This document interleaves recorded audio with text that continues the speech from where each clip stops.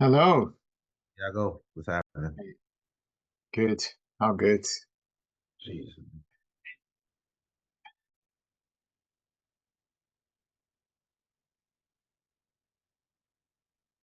How's it going? How are you? Hola, Jean. Hey guys. Hey. Hey, Jen.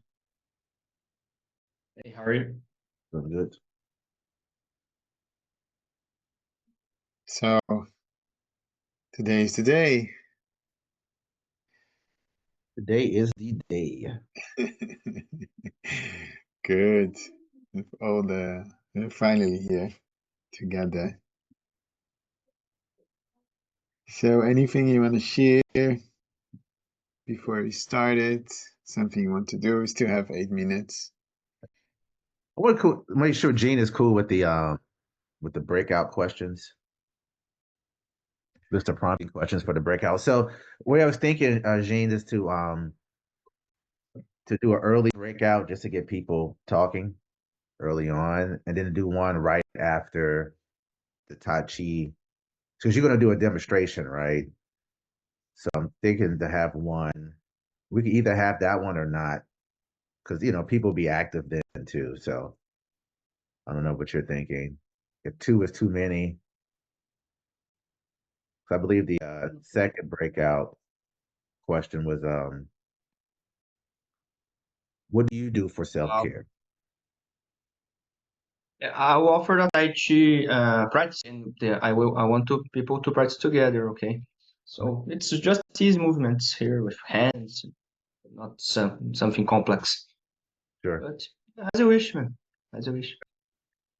And then like there'll be another time to go, and then ask them like, some other ideas of what people do, whether it's Tai Chi or whether it's listen to music, or I don't know, just giving ideas of what other people do for self care. Um, About harmony, yeah. I will talk about harmony, and everything is harmony. sure, Music and body movement and diet and everything you sure, can look to in a with the eyes of harmony, you know. So I'll talk about it. cool. All right. Yeah. Good. Other than that, I think it's pretty straightforward. Okay, good. I made you a co-host, so do you want to check? Just you have a presentation, right? So just if you can check now if it's working, uh, that would be good. What are we checking? I'm sorry. The presentation. I think it's ready to go. Are you going to share? Are you going to share your screen, and we'll just ask you to I do think the I slide? prefer that you, but one of you share the screen. Okay, I can share the You screen then. Drew? So Yep. if you Okay, thank you. can you just test it now? So Oh yeah, that's what you're asking. All right, my bad. yes, My bad. exactly. So All right, yeah, hold asking on. you to test it.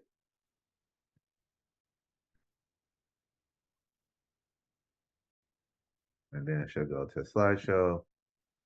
How's that look? Yeah, good, All right. good. All right. Okay, right. The two slides are inside. My two slides. Yep, Yeah. they are. Okay. Yep, they are. Yeah, I'll show you. Let's just show you where they are. Um, Jeez, man, a lot of WhatsApps coming.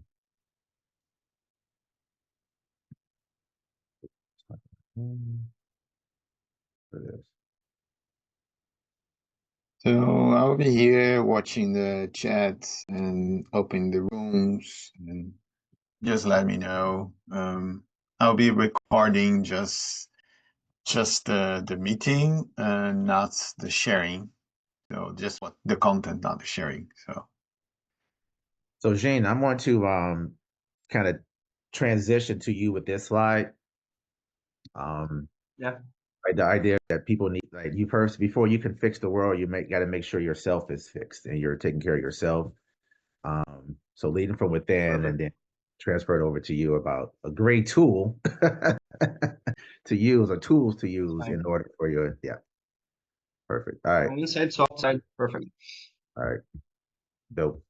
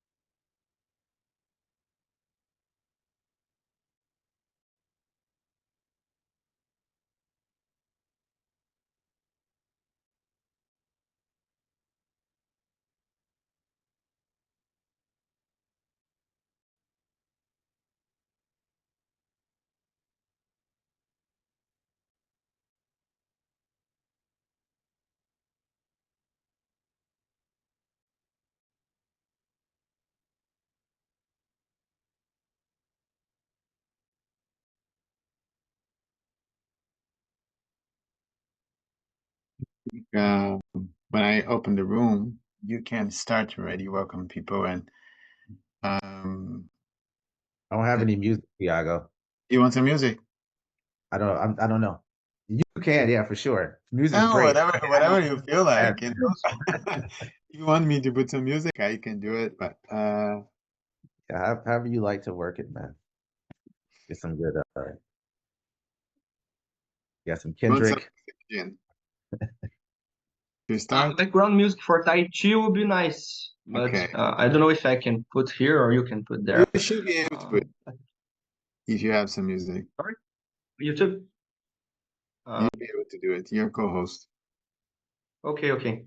And just share my screen to that, or I can put my You cell go phone to play the you go song and to maybe if you send me the music, it's on Spotify or it's in your phone. maybe YouTube music. YouTube. I'll send a YouTube video. Yeah, send it to Just a me. second. I can see. Yes. And then I can, yeah, I don't have to speak at the beginning, so you can start it at the end.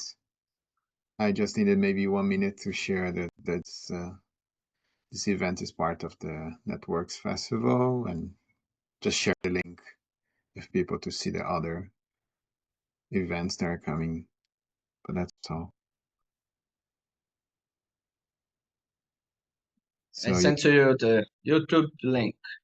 Let me just okay. stop it. Let me open here. But I'm gonna commercial.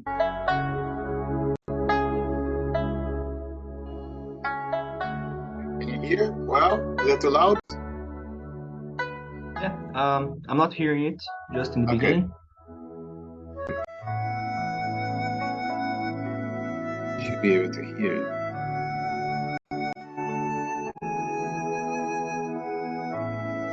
You don't hear anything. Oh, now? No, I can't hear. Okay. But it's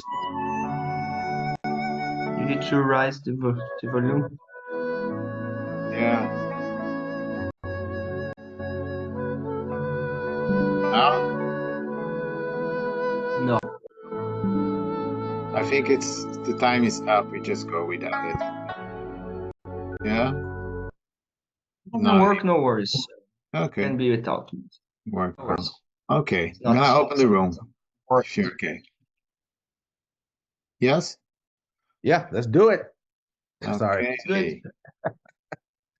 Good. Great. Mm,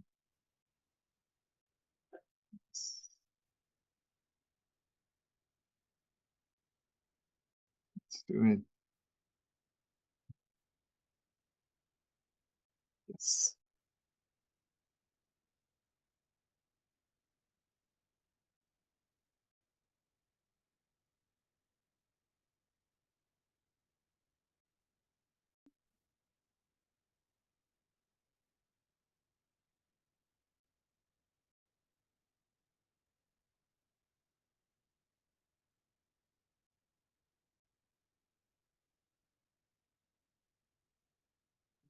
Welcome everyone. Good morning. Good morning. Morning, everyone. Such a good morning. I have to say it twice. Welcome. Welcome.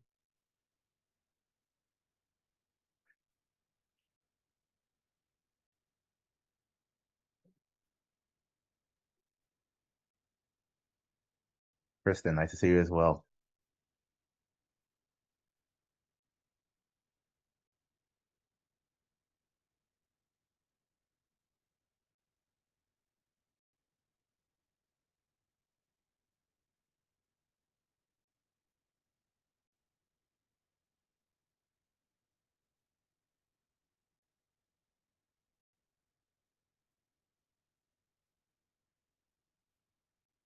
Nice. You think there'll ever be a time, Tiago, when the otters and the Read AIs have their own breakout room and actually functionally talk to each other, that would be like a, oh man, it's coming.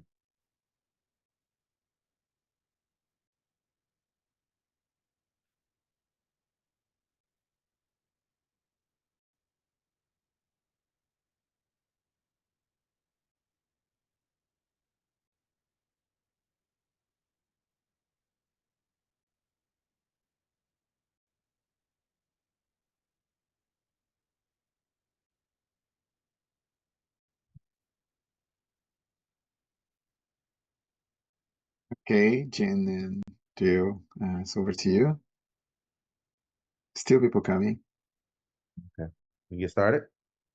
Whenever you feel, when you feel ready. All right. Let me share my screen. Uh-oh. Oh, sorry, that was kind of a warning there. I never saw that before.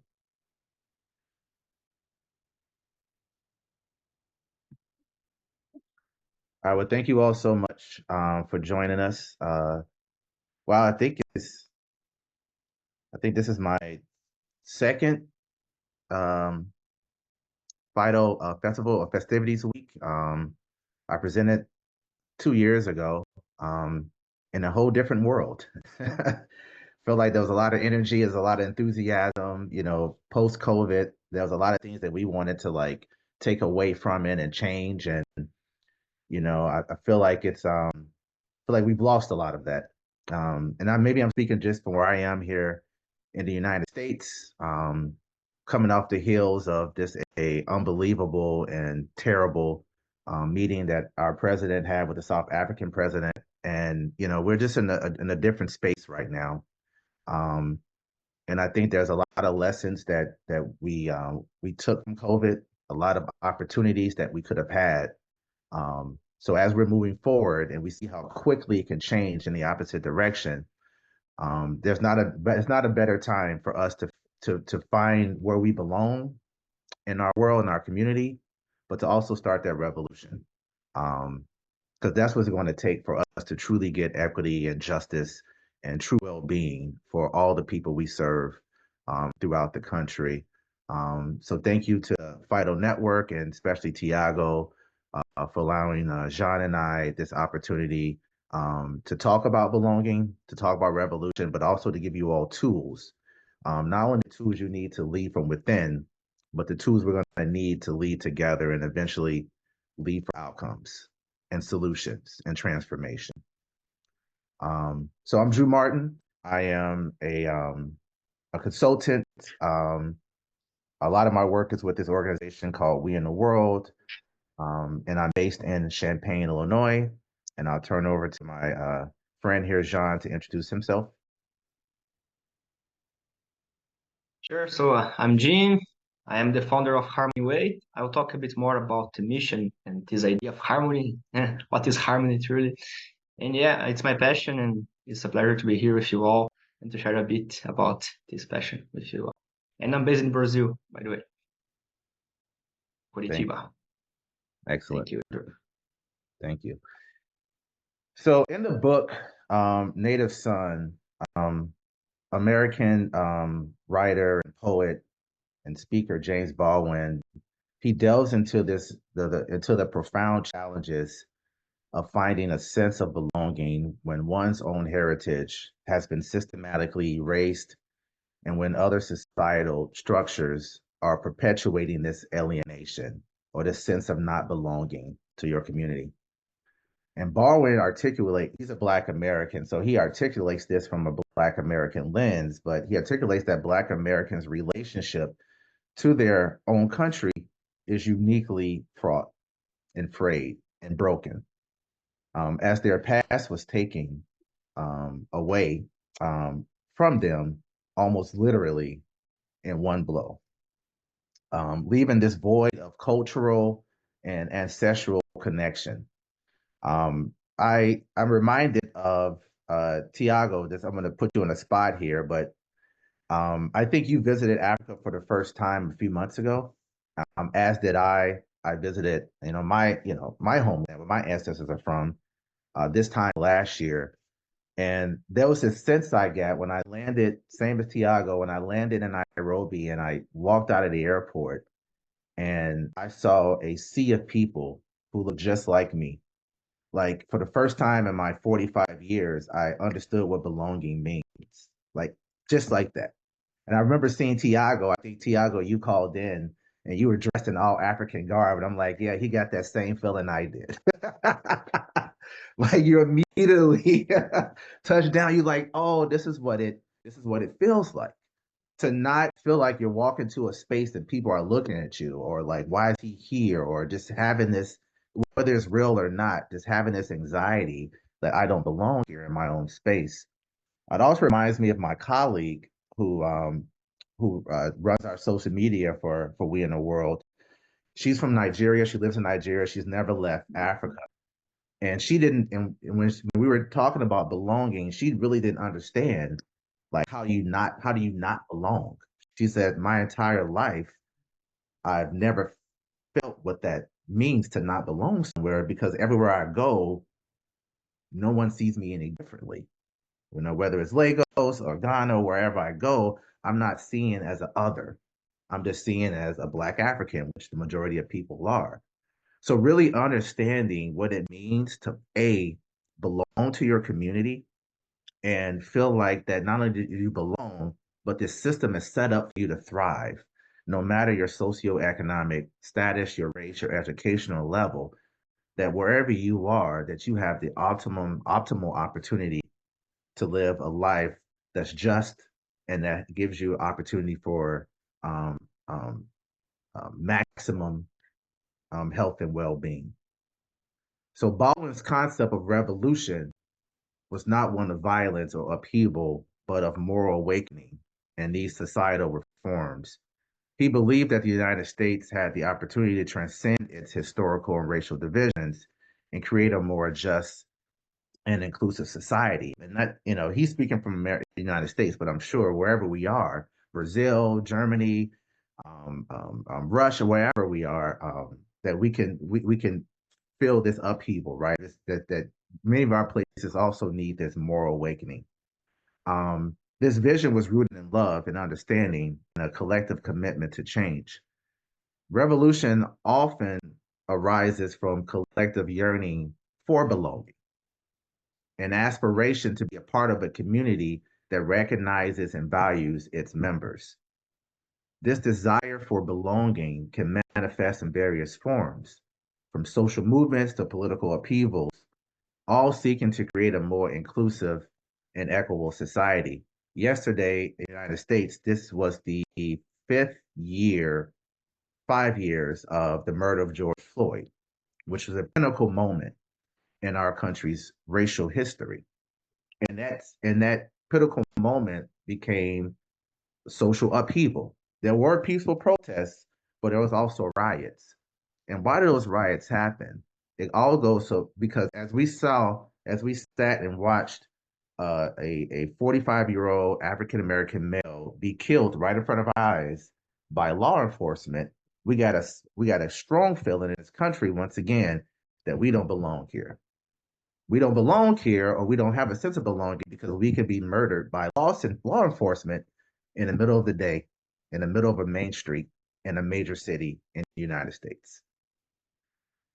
Um, sorry. So that's sad. It's sad. The Othering and Belonging Institute, which is an organization out of Oakland and the San Francisco area. A great organization that really studies this othering and this belonging, um, as well, and how it forms into a revolution. Um, um, Out of UC Berkeley, emphasizes that belonging is not merely about including being included in existing structures, but it's about co-creating new systems that serve everyone equitably.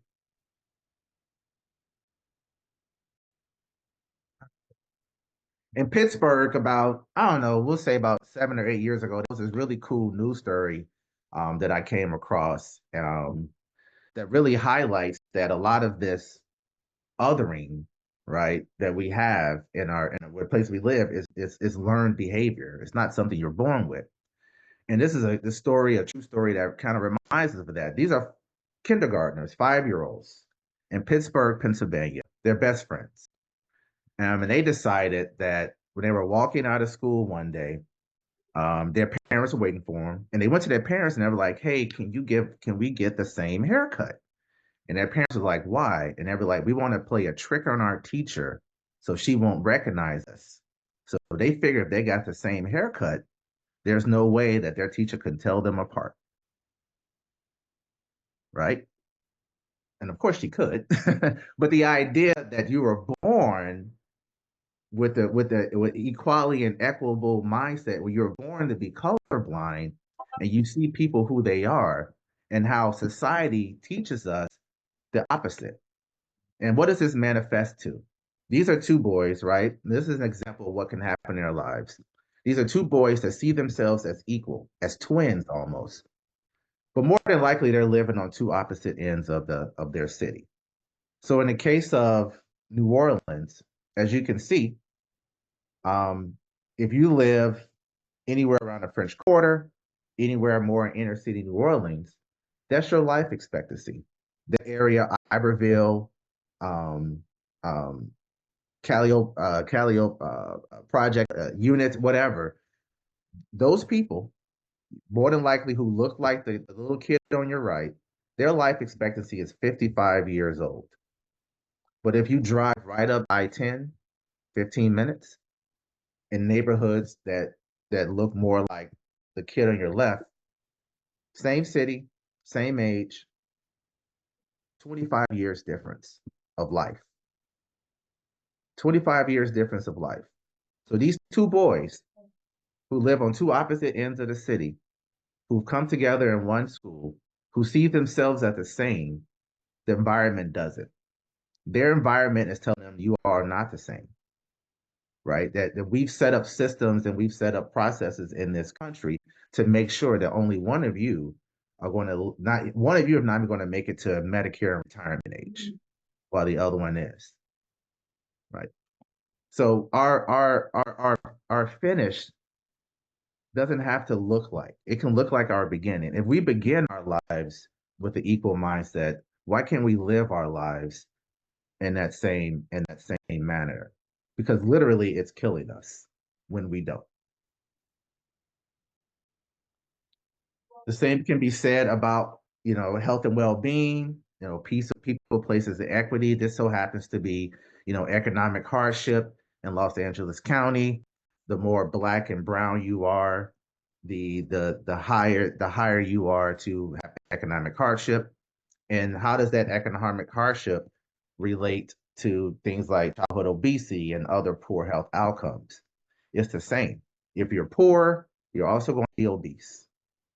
If you're poor, you're also going to have lack of education, right? Once again, our environment, where we are, dictates our ability to live longer, our ability to attain education, our ability to take care of our family, our ability to eat right, right? Because we've decided to other each other. We've decided that there's a have and have nots. And this is not just in America, right? This is all over, that we've denigrated a whole sector of people and said, this is where you belong. You're not going to have the opportunity to live a life fulfilled because you were born a certain way, you were born looking like a certain way, and you were born into a certain neighborhood.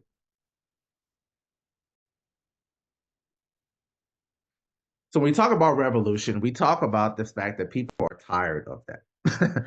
People are tired of living in places where, my dot is much darker than your dot, which means that I get all the bad stuff and you don't, right? So when we look at revolution, we also have to look at, things that could happen. And revolution is not in a bad way. I mean, we're not talking about, army in the streets and all this kind of stuff. No, we're talking about changing the way things are for the betterment of everyone.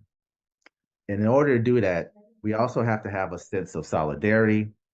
And we also have to understand what it looks to be completely liberated. So each one of these carries a deep emotional and historical weight.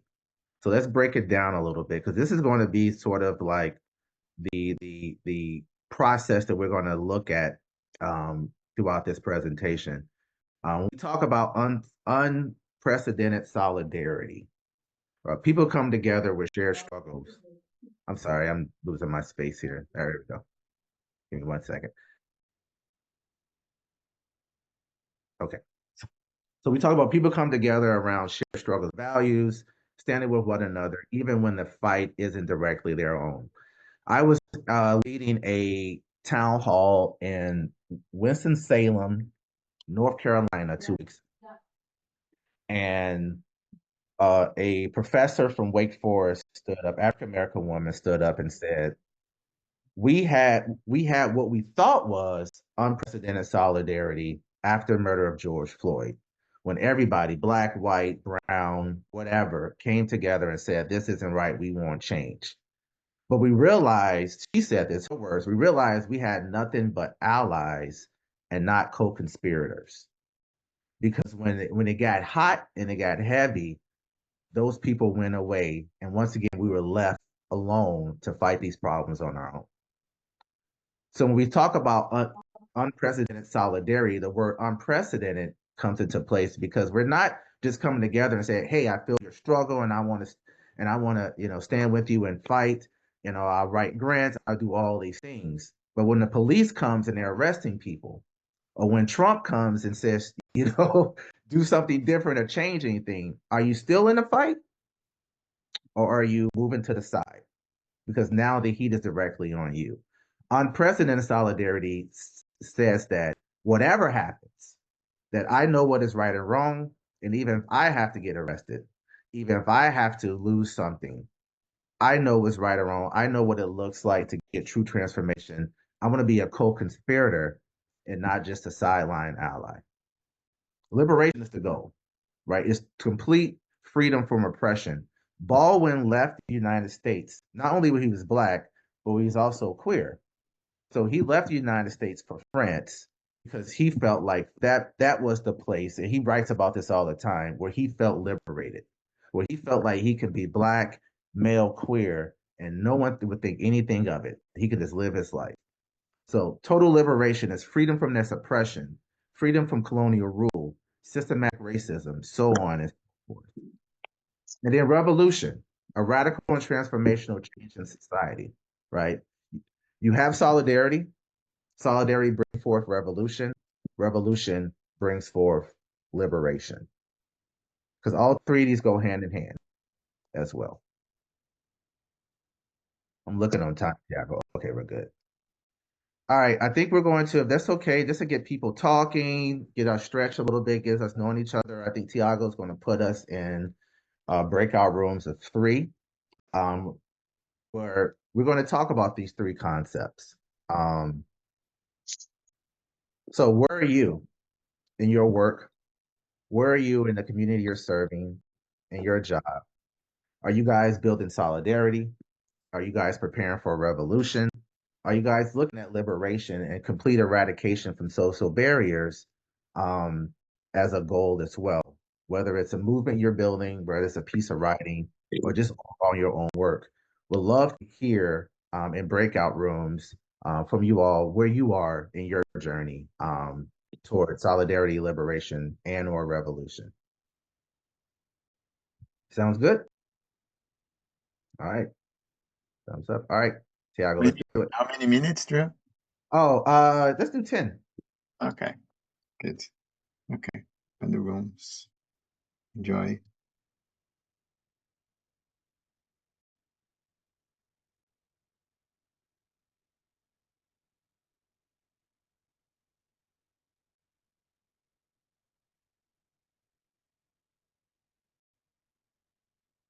See if everyone is joining. Daria. Yes. Okay. Very good.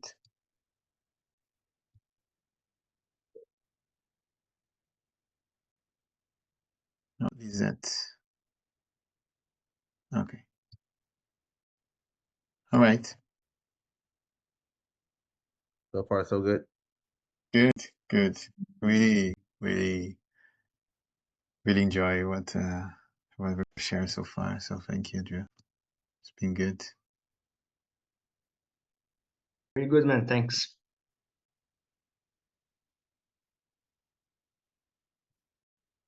So I'll just give a quick sense of how belonging is kind of at the center of all these conditions, how not to repeat things of the past, what we're looking at now, and then we'll go on, yeah, yeah, yeah, another breakout, and then how to do stuff. Okay, perfect. And the poem at the end, and we're good. All right. Yeah. Good. So I'll ask a few people just to share, obviously.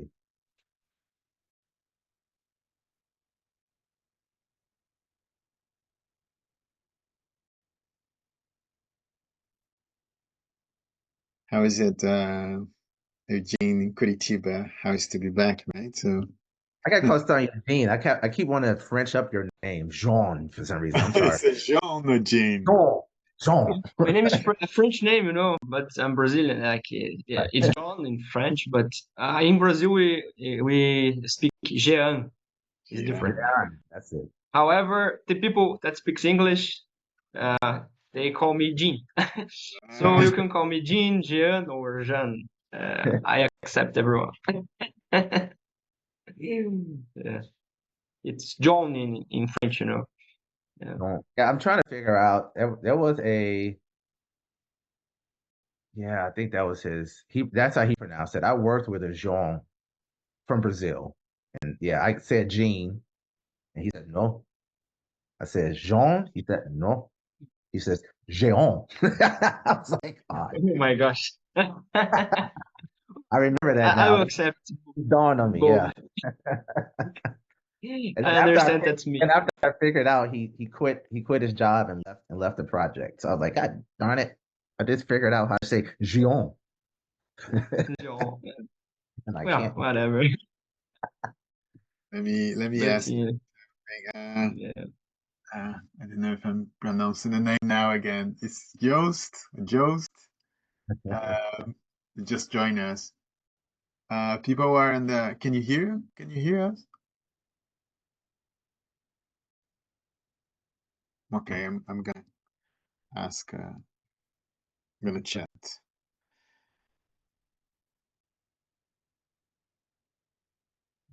Joost.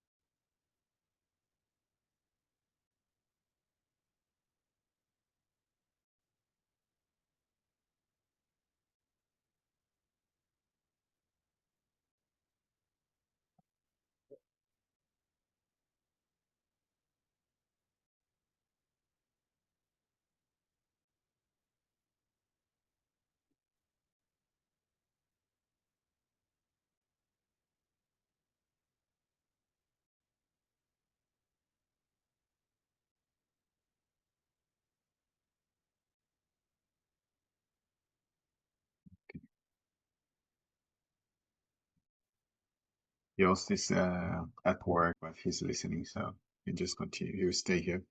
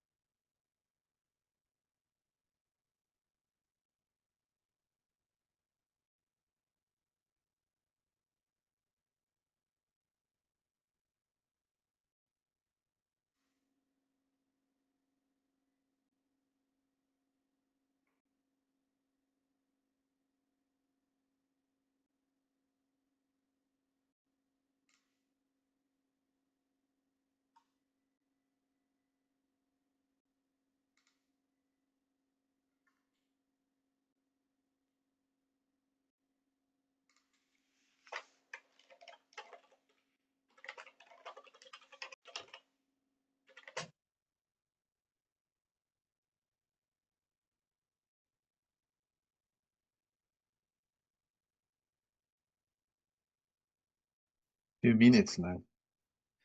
But yeah, uh, what you said, Drew, thank you, really resonates. Look at that.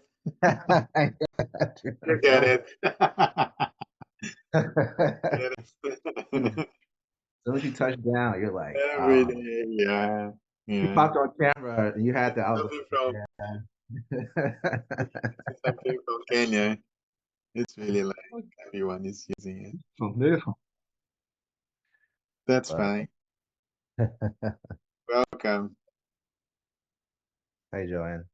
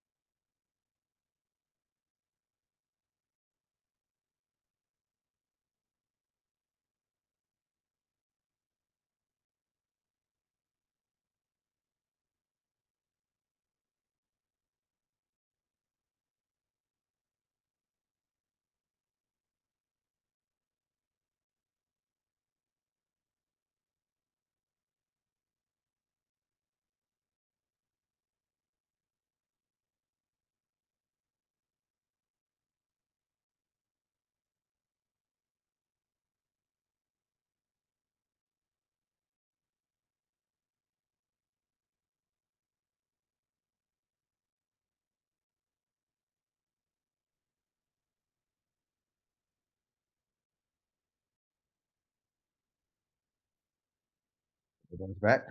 Welcome back, everyone. Welcome back. Can I get maybe two or three volunteers, if you don't mind, just kind of sharing what you heard or what you talked about in your breakout? Yeah. Is it Sonia, Omar, or Sonia? Omar, sorry. Sonia, yeah. Yeah, that's fun to meet meet someone and have like just a few minutes to connect with them. But we shared our different journeys through our work, but also with the kind of global perspective.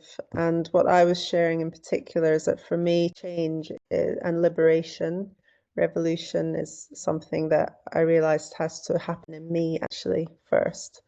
So I went from a lot of kind of student activism and work in human rights and social justice and feeling very upset with the world and trying and feeling knocked back. And it set me on a bit of a spiritual journey, which I've been on for the last 15, almost 20 years. And now I'm bringing those two things together through the organization I work with that really looks at education for young people in Africa and Asia, but bringing in a holistic approach that really is very heart-centered. And so, yeah, I feel that this new job brings those two worlds together for me. It's building the person's heart to an agency to then really have compassion and lead with that compassion and bring solutions to what needs to change. And I feel very much that without being sort of centered in myself, it's hard to actually contribute to the vision of a better world. There's been so much of just being frustrated and angry, and I'm sure a lot of people on this call can relate. But daring to contribute to what's possible is another aspect. So that for me is also engaging in creativity and other things. So yeah, we spoke about different aspects of change, basically, that you can contribute in so many ways, individually and of course collectively. Perfect. Thank you so much for sharing. Can I get one more? I think I see your hand raised there. So, hi, hi, Hi, hi. what's up, brother?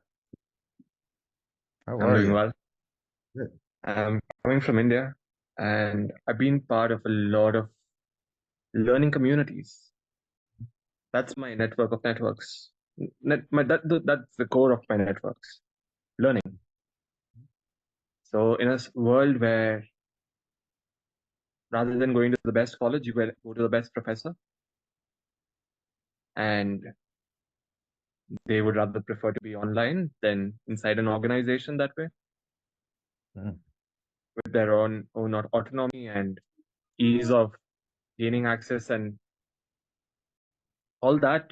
But I've also been outside college gates, online and in reality. But anywhere and everywhere I go, I have this entitled feeling of belonging. Like, I just take it for granted that I belong. But that brings to the point that I'm very childish. Mm. So it's like the belonging of a child is there always, but what do I really learn while I'm with them? What do I and I am at the same time I fight like I have the fighting spirit at the same time. So I push. I don't give an inch. Keep on pushing. I keep on pushing, and that's something that makes people uncomfortable as much as they like me. So giving in completely to the process, and I just yeah. So what I have to say is I really am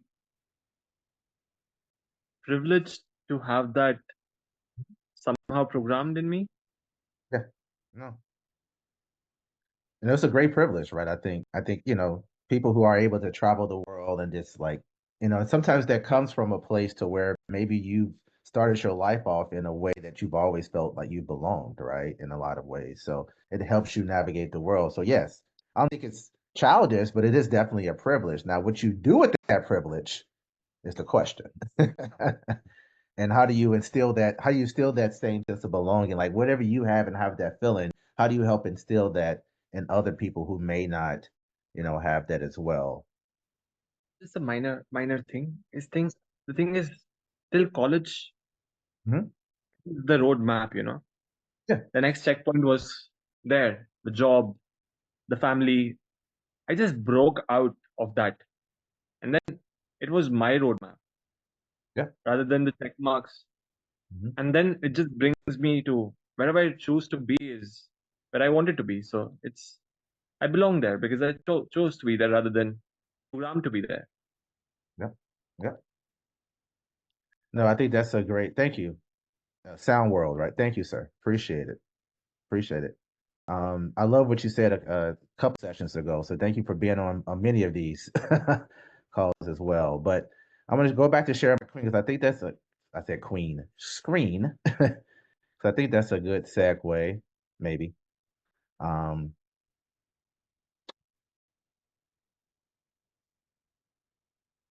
so yeah, this sense of belonging, right? And so this is the vital conditions will for health and well-being. So the Ripple Foundation, um, Rethink Health / Ripple Foundation, created this not too long ago as a next step of thinking about like social determinants of health. And this idea that in order for us to have, optimum health and well-being in a community, and the community to perform like it should, we need to have all these factors in place.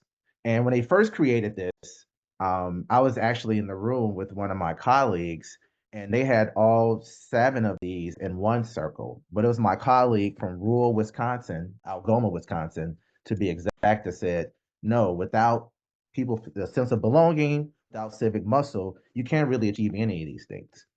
So the Ripple Foundation agreed, and they talked about belonging and civic muscle. That when you belong, you have civic muscle, you feel valued, you feel connected to and supported by the community.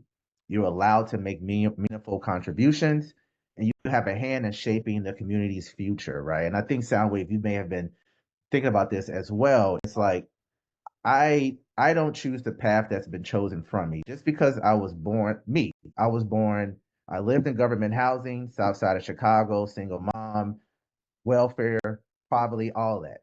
But that's not my story now at all. I'm on a phone call with people from Brazil and Holland and all these places from around the world.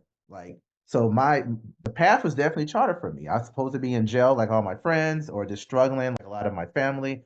I am not. I chose a different path, and I'm here today to talk about that. But that's not the same case for everyone. So if for everyone to have that, we're looking at this vital conditions as to say, hey, first of all, let's have a sense of community. Let's let people feel like what they're doing actually matters, like their voice is being not only heard, but it's actually being implemented, the stuff that they're saying. So once we have that in community, then we have community development companies that's formed and shaped by the community, that's now bringing in true humane housing and not just projects. When you have a sense of belonging, civic muscle in the community, all of a sudden entrepreneurship arises and you have more meaningful work and wealth. When you have a sense of belonging and civic muscle truly in community, all of a sudden those basic needs for health and safety, that access is more culturally relevant. The education is stronger. There are safe parks, there are safe roads, there are safe paths, you know, having more, there are community gardens. And then a lot of times transportation is more readily available. You have community organizations forming, that's lobbying, that's going to city council, that's going to all these places, that's saying, hey, public transportation is paid for by tax dollars. Why don't we have reliable transportation? You're going to Medicaid, you're going to health insurance, you're going to hospitals and saying we need better medical care, we need medical transportation. If you want us to go to these primary care doctors, if you want us to stop calling 911, we call 911 because that's the most reliable transportation in these communities, the ambulance. We know they're going to come, right? So this is why we have, this is why healthcare is 1/6 of our GDP, because we literally haven't solved the other 80% of why that we suffer from health and well-being. It's our environment. And I think this really talks to Sonia, what you're saying as well. It's also us solving our individual and starting to lead from within.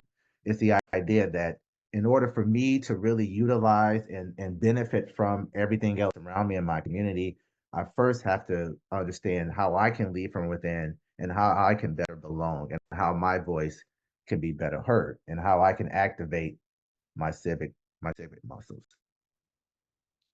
And we'll quickly, because I don't want to get to Gene. Um, there have been, a lot in I'm talking about in America in general, but this may resonate in other places.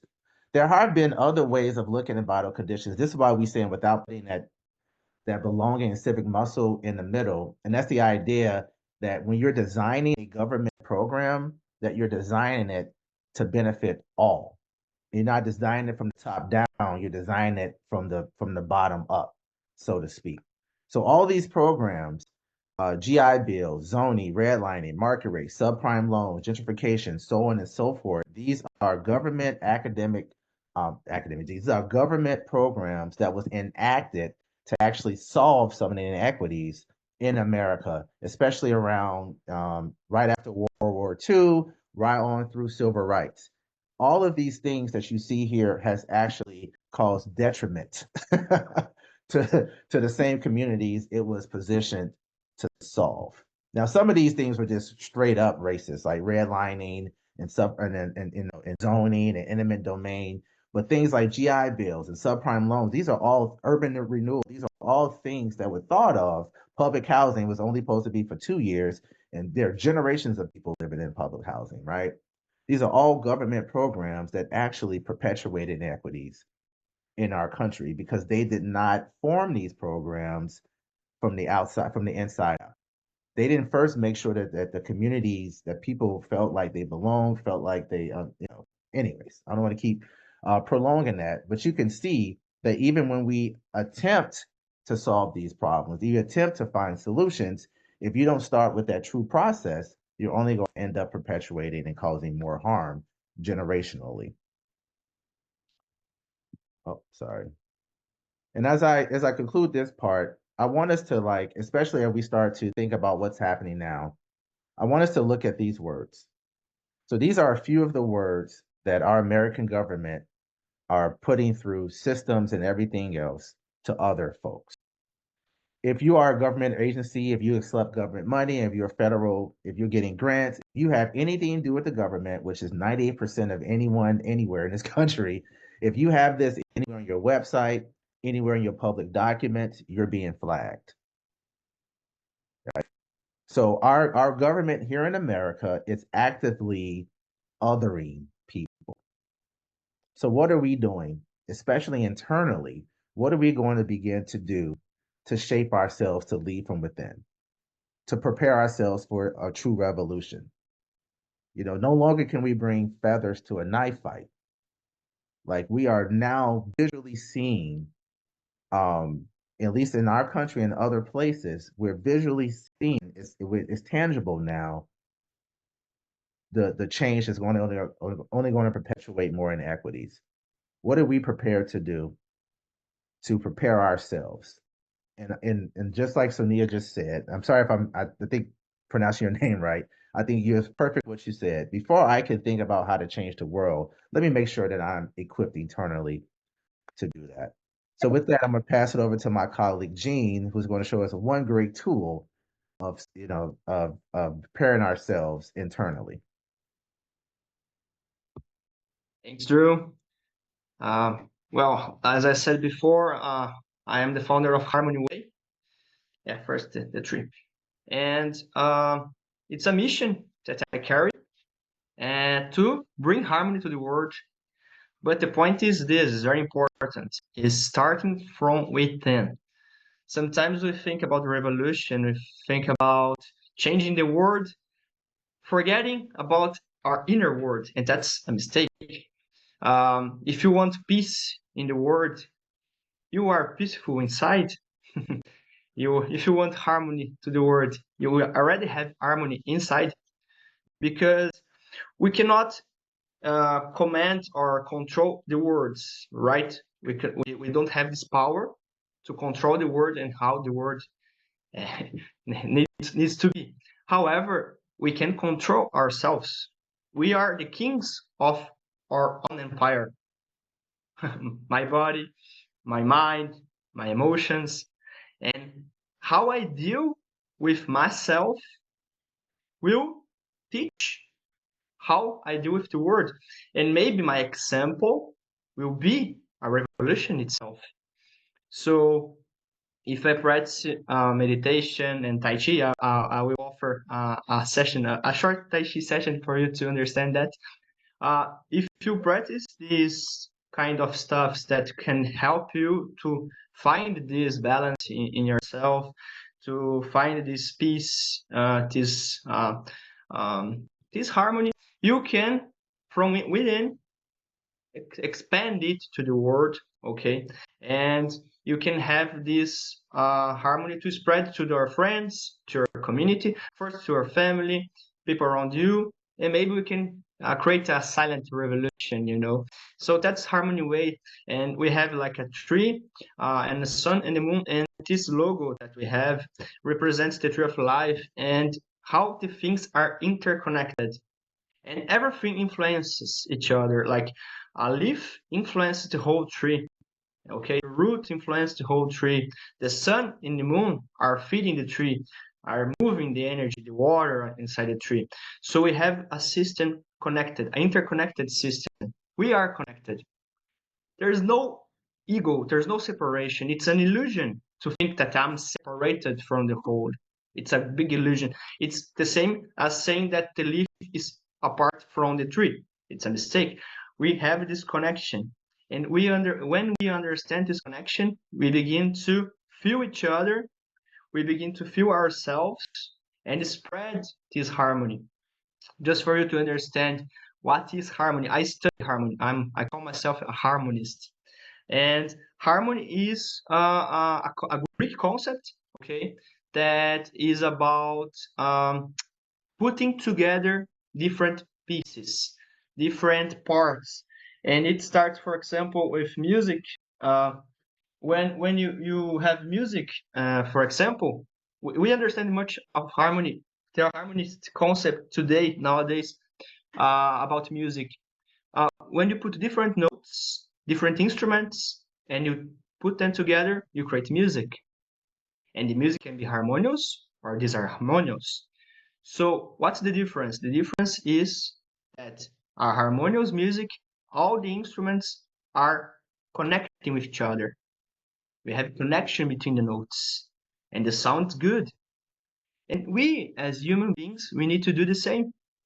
We need to be notes, harmonic notes to our friends, to our community, okay, to our nations, so we can share this harmony and begin to spread this harmony. So that's the passion, to dream of harmony way that I like to share. I study a lot the concept of harmony, because when we understand harmony and what is harmony, we will understand it inside and outside. And we have struggles outside, and this kind of differences and prejudices and conflicts, wars happening around the world. But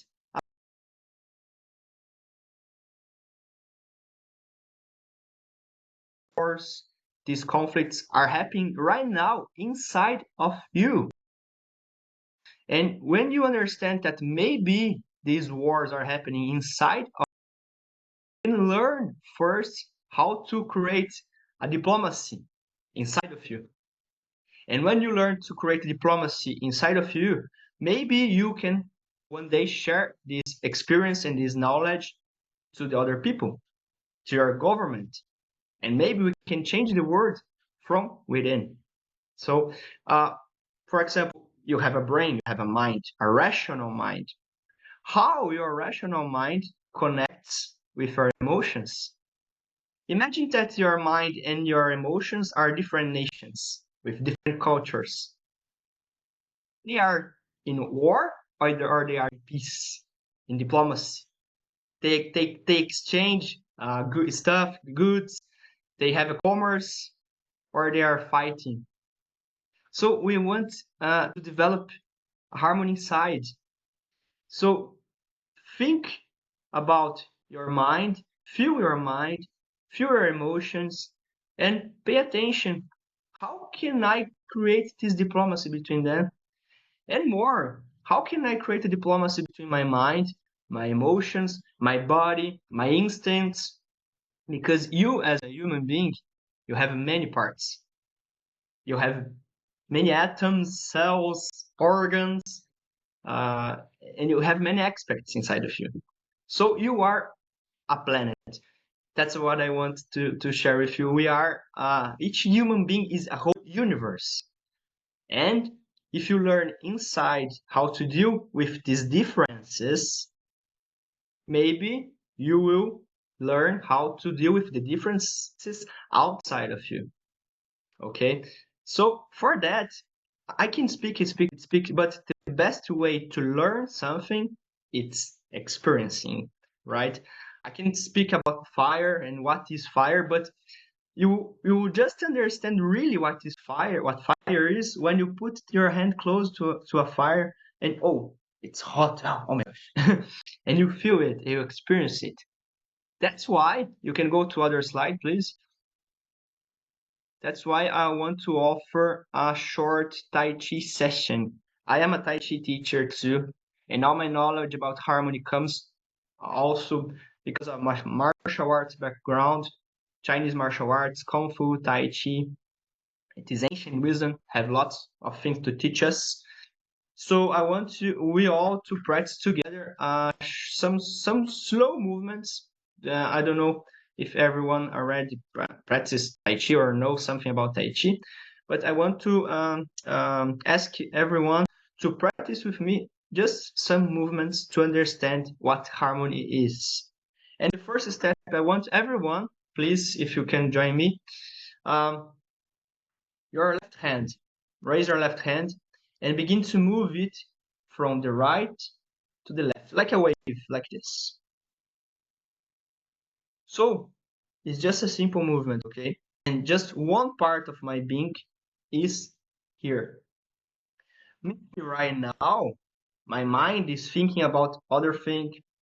Maybe right now I'm distracted, but I want you to pay attention in your movement of your left hand. And now I want you to put the right hand together and you have two hands. And now you have two parts working together in harmony. So I want you to understand we're creating harmony.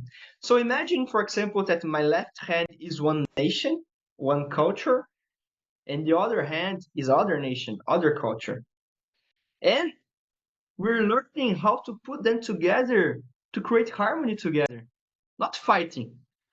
My left hand and my right hand are not fighting right now. They are in harmony.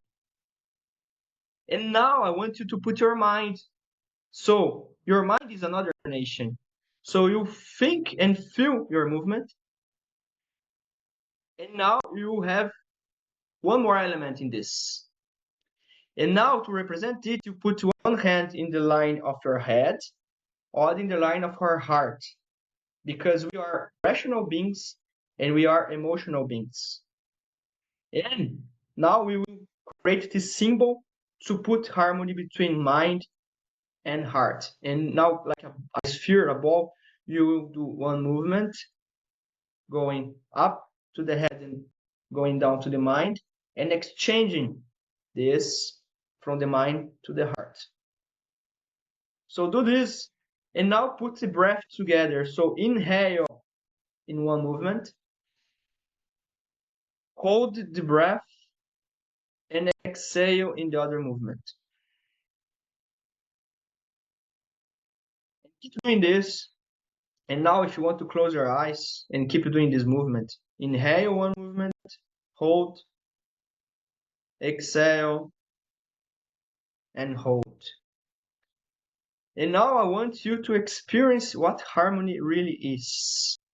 This feeling of peace inside of you, this feeling of harmony, well-being, and how well-being starts. It starts when you begin to realize that everything inside of you is connected. The connection creates the feeling of harmony. And the connection creates the feeling of belonging. Because when you are connected to your society, to your culture, to your people, to your world, you feel that you belong. So inhale, hold, exhale, hold. And if your mind distracts, you understand that your mind maybe is a rebel inside of you that cannot work together. Put your mind to work together. Okay, mind. Focus, pay attention on this movement. Work together with us. Let's work together. My mind, my emotions, my body, my left hand, my right hand, my breath, my focus. One more. Inhale, hold. Now stop. Just feel the effects of the exercise.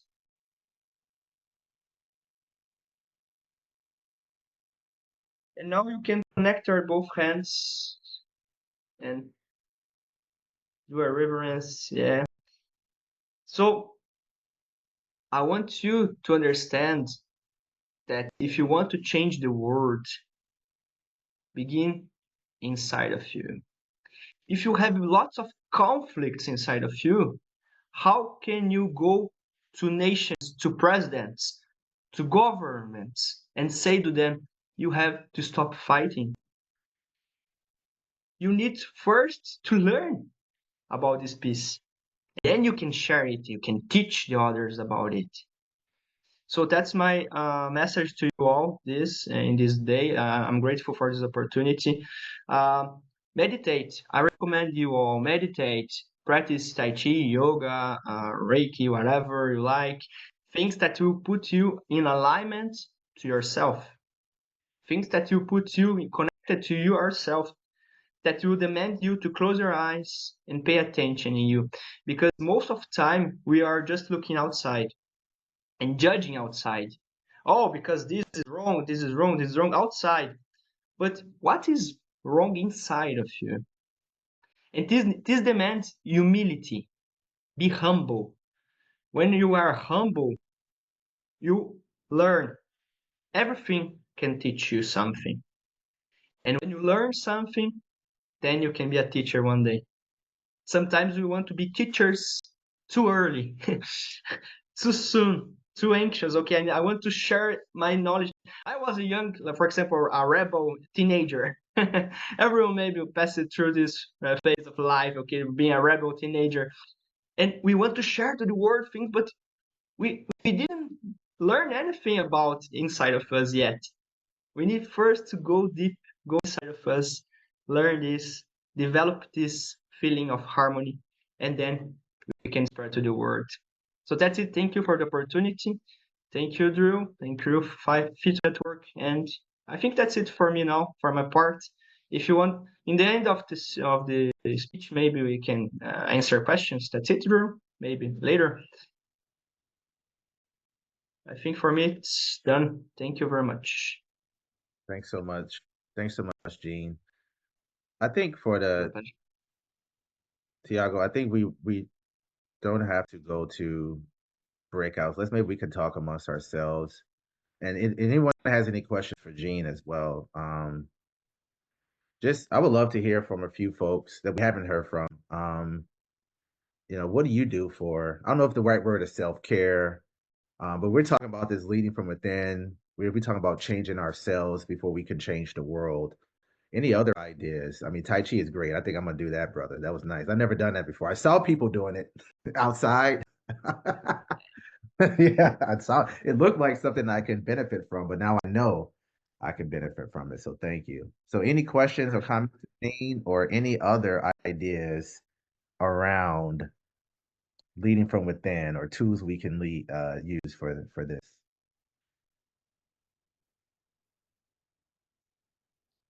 I'm gonna stop sharing so we can see each other.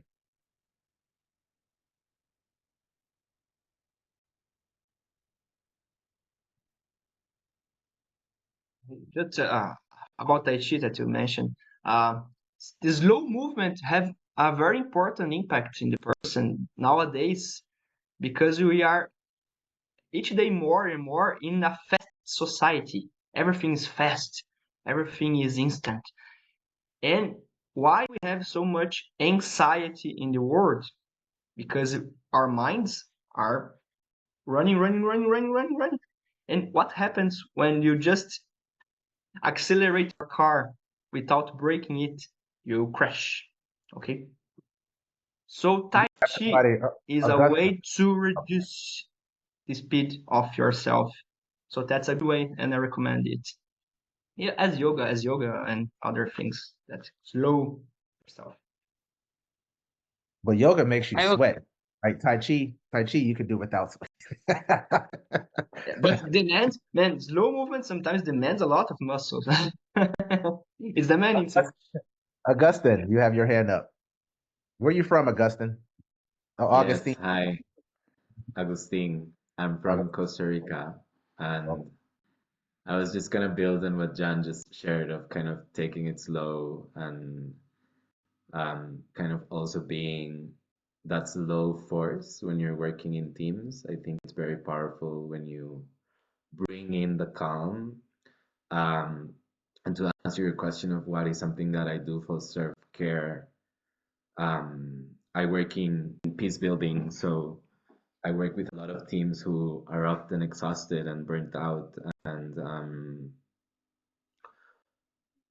I think that what I found strongest that benefits my work and my balance is being an ambassador for self-care. Sometimes people forget that we need that, and when we're working with people who don't prioritize self-care, um, it bleeds into our own self-care as well, right? So I think promoting that, asking people to take breaks, like Jan, this exercise, this Tai Chi exercise you just brought, like I often are in calls where it's like, okay, I think we all need to take a deep breath, and like holding that space for people, I think it's really important, and it ends up contributing a lot to when I finish work and take it to myself. It's not bleeding from what other people have shared with me. So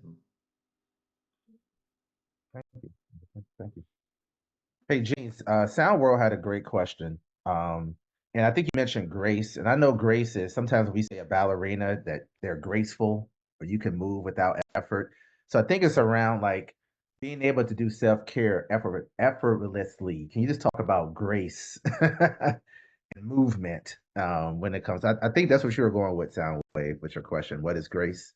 So go ahead.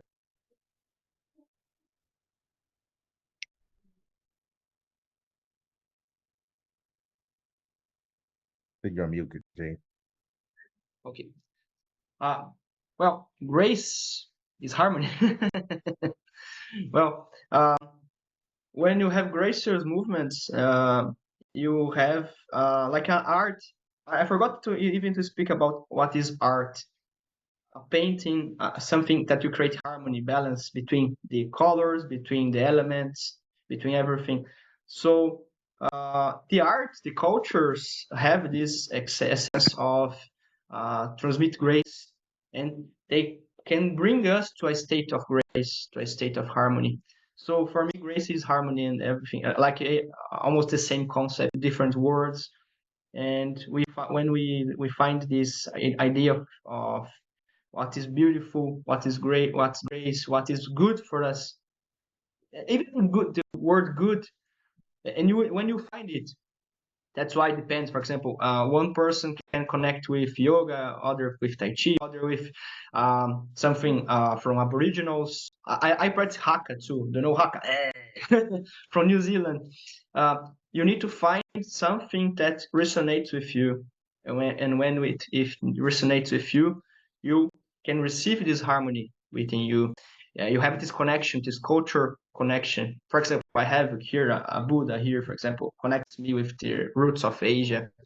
And but you can find different connections from every nations, every cultures, from Africa, from South America, from Aboriginals of Australia, from Celts of the Europe, Romans, Greeks, whatever, and indigenous people.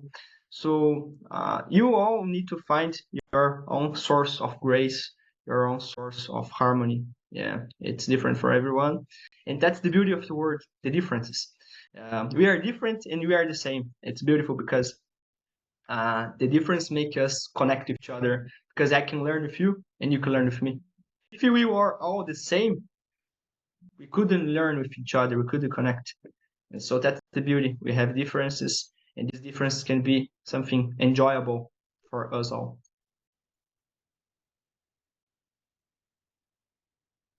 Thank you so much, Gene. All right, as Yes.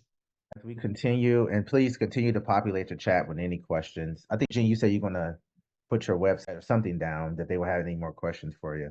Yeah, Sure, great. sure. All right. harmonyway.org. Thank So you. as we talked about, so the theme around here was around reflection and connection, and then like being a collective. So we talked about how we got here, where and things that are not only happened in the past, but what is happening now that's perpetuating inequities and inequalities and injustices. We talked about a little bit about first before we can, start the fight. We have to, try to find ways to heal ourselves and be healed, and then have some solidarity with not only ourselves but with our community. But what happens next? What happens when you're ready? There are things already happening. So just some ideas before we end. Um, we we look at building. I think we talk about building. We want to be builders. We want to build, but I think we're at a point now where we need to dismantle because we're building on faulty foundation. This is me speaking, Drew Martin. I'm not representing anyone, but I believe that we had a great moment in time during, after the murder of George Floyd, during COVID, where we could have really built a much stronger foundation. But I believe we started to build things on top of our already struggling foundation, and we found ourselves where we are now because of that. Um, so we need to dismantle these struggles. We need to tear them down completely, especially the ones that are doing harm. And then we need to build structures and systems that create a thriving and more mutual abundance. And this is not this. I would love if we had more time. Actually, I would love to because I know that in America, we think that no one. This hasn't happened anywhere in the world, but I know it has. I know there's other places in the world that we can learn from that says, yeah, we had to totally scrap everything and start over. And yes, that was a struggle for us, but we're not starting to see the betterment of that because we're building things on a much stronger foundation. We have to look at advancing intergenerational well-being and equity on a foundation. That foundation is built on solidarity, liberation, and revolution. Um, and it's all interconnected, changing the way we think, whether it's narratives or different frameworks or different tools. We can't keep going back to the well with the same tools. Those are tired. Those are old. We need new stuff. We need to think a different way. I don't know anybody doing Tai Chi, but I think more people need to start doing that, right? Especially the communities I work in. Um, we need to demonstrate that it can happen. There are so many bright spots. There are so many great stories everywhere of people, taking up individually, taking up in small teams and changing their entire communities and changing their entire environments. We need to find those and illuminate those and find ways to scale them. And there's always money in order to do that. Any business person loves good ROI. There are great stories, there are great demonstrations out there that will present that. We need to be better connected. We need to find tables. We need to find our tribes. We need to connect, spread, and scale. We can no longer be in silos. Silos kill us, man. We need more FIDO networks. We need more people. We need to have more 30 to 40 people from all different parts of the world with the same goal in mind. And that's to help people who aren't thriving thrive. Because that's the one thing that we should be promised as humans is we have the ability to thrive in the short time we have on this earth. And we need accompagners, right? My organization is a accompagner. Harmony, FIDO Network, we are all accompagners. We're not here to take over what you're doing. We're here to help you scale what you're doing. And that's how we all should look at each other. Like we're all interconnected. We all need to work together. We all need to break our silos.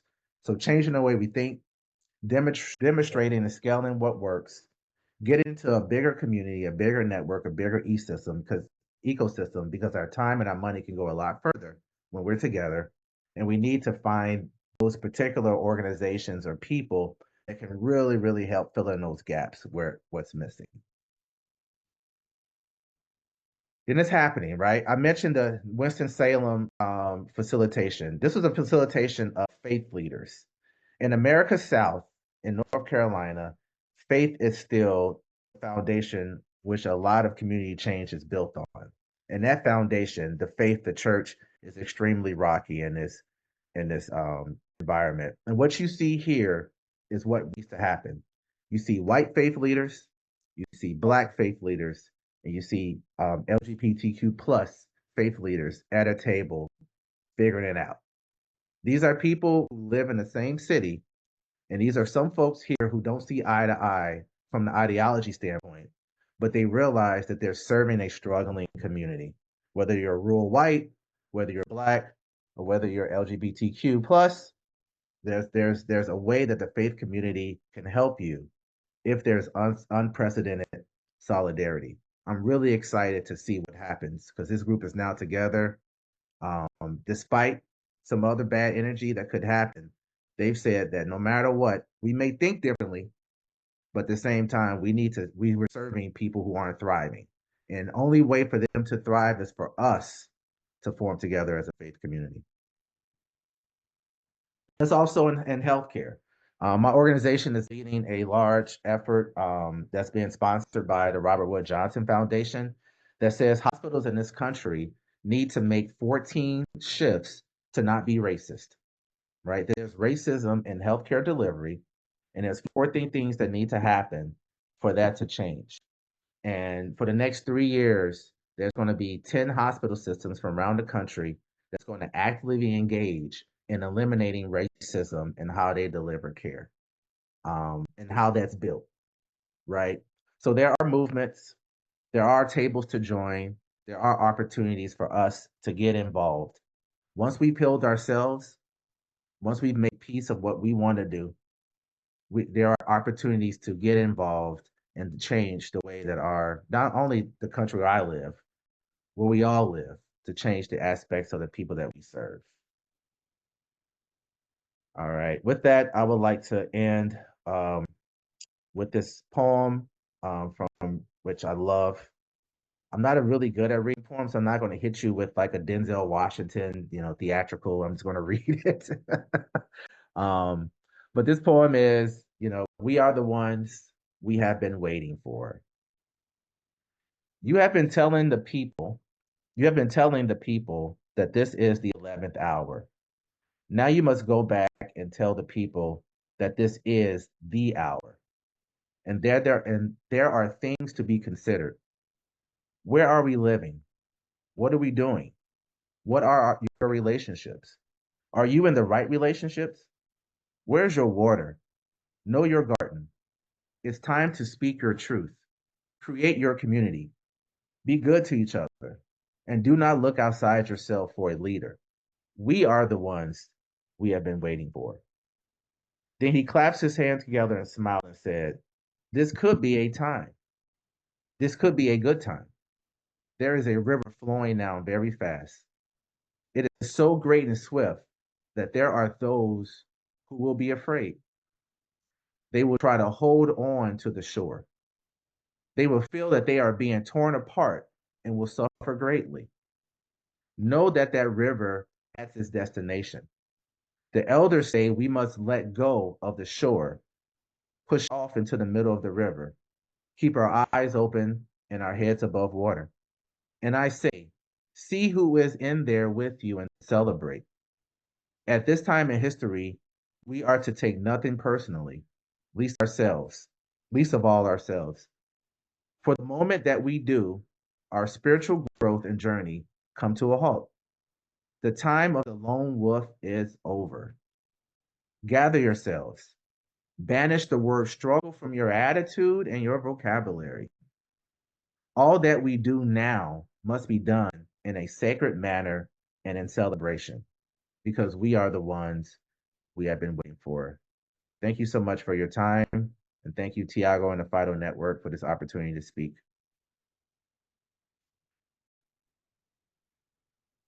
Thank you.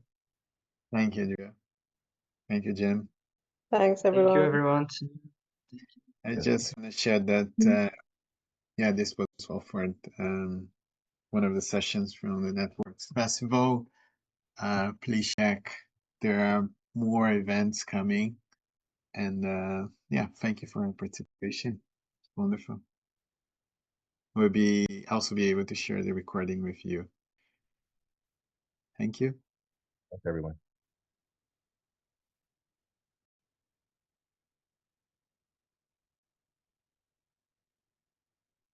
Gustavo. Thank you, Drew. Obrigado, Jean. Obrigado, Thiago. Obrigado. Valeu, Gustavo. Trio. Is Trio left? Okay, he left already. I have to go to Thiago. We can talk That's later okay. about We'll talk feedbacks, later. okay? Bye. Thank you. Bye-bye. Cheers. Bye.